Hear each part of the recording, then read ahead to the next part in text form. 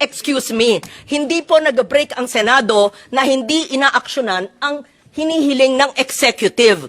Dalawa ang inyong hiningi. Excise tax, napasa namin. At sabihin nyo on the record, kailan nyo mai-implement yan, at ang gulo ninyo. Sinabi nyo, excise tax, kailangan urgent. Nung napasa namin, sinabi, we will see. Yan, galing sa inyo yan ha, kung gagamitin. Tapos, the next day, o sige na nga. Ano ba? Ano ba? Kailangan ba? Hindi.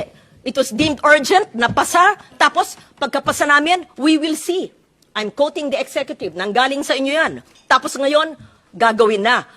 And cite the impact, mararamdaman pa. Yun ang sabi ng chair no, ni Senator Pia. Ano ang ramdam sa pagbaba o pagkaltas ng excise tax?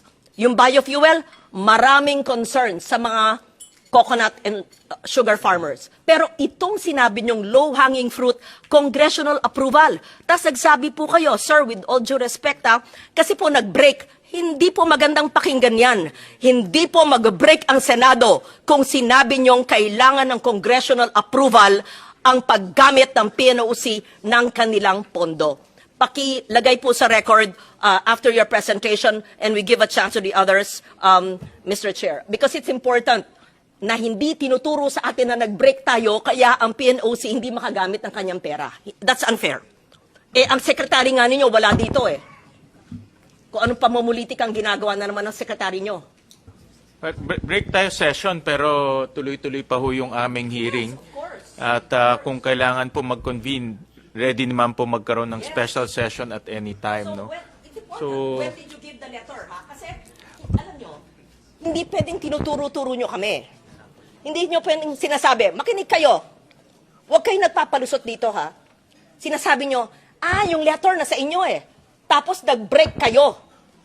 Double jeopardy. Hindi pwede yun. Sorry, hindi po kami papayag nun. Kung alam po namin hindi kami mag-break, tama po ang chair. Kino mo nga, mag-break.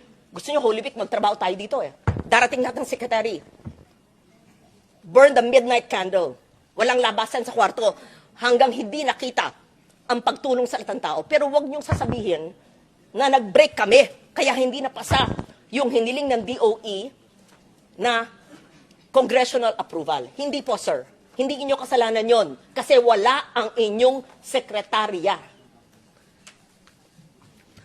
I can't think of anything more important than this hearing convened by the chair.